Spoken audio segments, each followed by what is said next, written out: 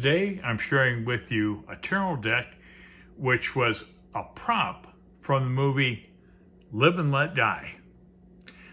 This is a James Bond movie, Live and Let Die, and James Bond was played by Roger Moore, and here's a picture of Roger if you can see him.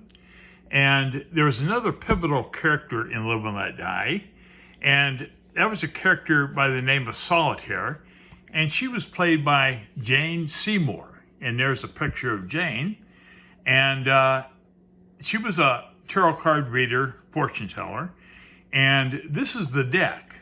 This deck is a total of 37 cards, and 32 of them are majors, and I'll show you why in a moment. But here are the cards, and this is a limited edition. This is number 368 out of 1,530 decks created. Why 1,530? I don't know. But that's what Factory Entertainment did, and they produced this deck, if you're interested. And like I said, I got number 368, so there are plenty more available if you're interested. And it comes with a sturdy cardboard insert here with your number on it, number 368, as you can see. And this deck was done by Fergus Hall. And he went on to create a full 78 card deck called Tarot of the Witches. But for the movie, he only created 37 cards, partly because of time constraints and probably budget has something to do with it. Now, the full 78 card deck, Tarot of the Witches, is a pip deck.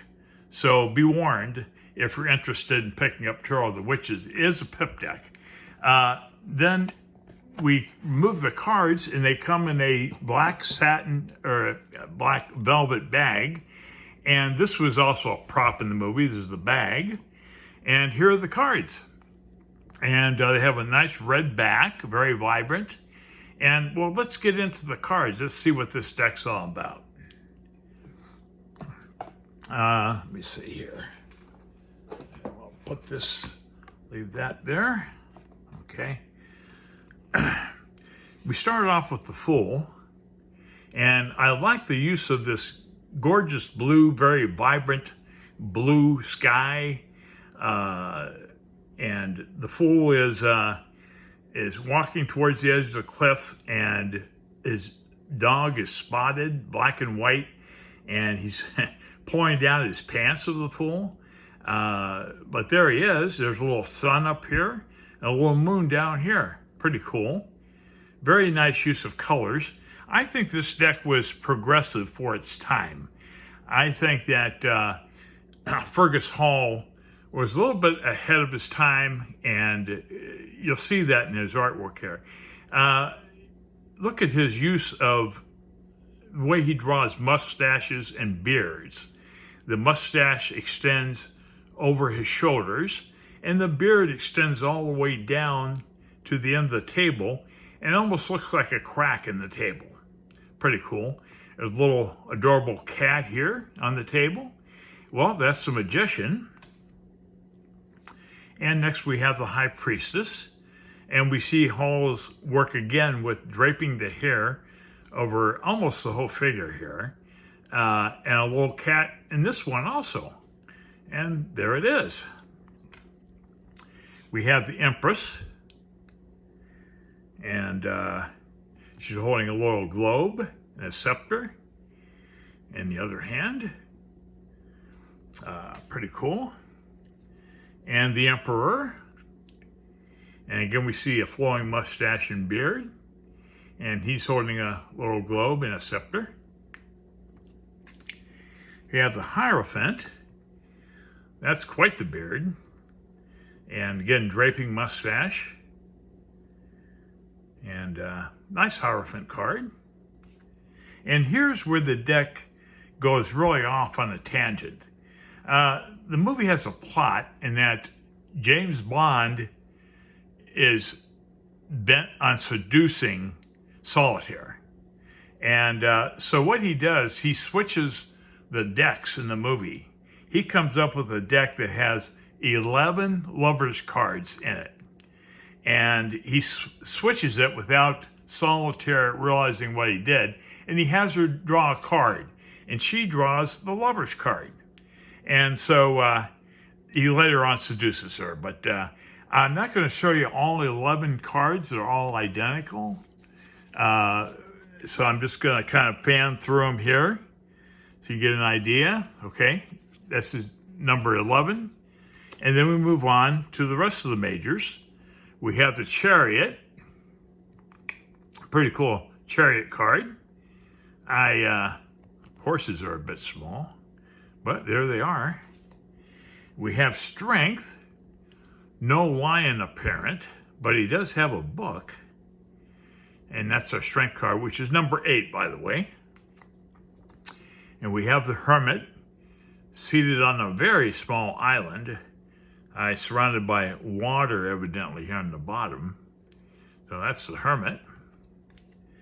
And we have the Wheel of Fortune. This illustrates the progressive nature of this deck. It's just kind of, for 1973, I think it's a little bit ahead of its time.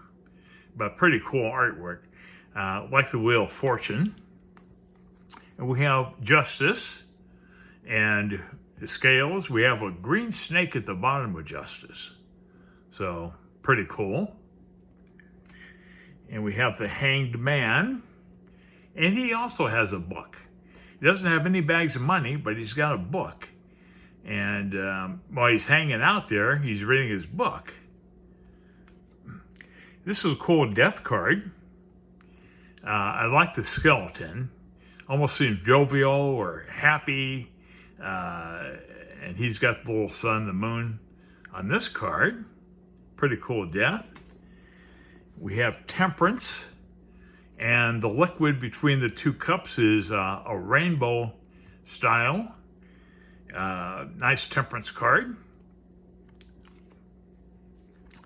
Our Devil card is pretty neat. Almost a neon green devil in person here. I don't know how it's showing up on the camera. Yeah, or maybe more of a lime green. But no people in the shot. No people in the card. And we have the Tower. We have an ominous black cloud with a lightning bolt. And again, no people falling out of the tower. I think that Fergus Hall tried to minimize violence of some of these cards, perhaps. Star card is unique. Never seen a star card quite like that. And we have the Moon. Another unique card, kind of follows the pattern of the previous card. And I like the terrain down here. I like that you got bare trees growing. We have a very jovial Sun card with a great smile. And there it is. And move on to Judgment. We have 3 tombstones, but no people. And finally, the World. And we have a pretty groovy World card here, as they would say in the 70s. Pretty neat. And then we move on to the minors. And there's only 5 minor cards total in this deck. And only one of those is a court card. Now, Tarot of the Witches, they're pip cards. And these, in the prop deck, this prop deck for Live and Let Die, doesn't have pips. And this is the 6 of Wands. And on the pip deck, you see the 6 of Wands, and that's about it. So that's pretty exclusive, pretty neat. We have the Knight of Wands.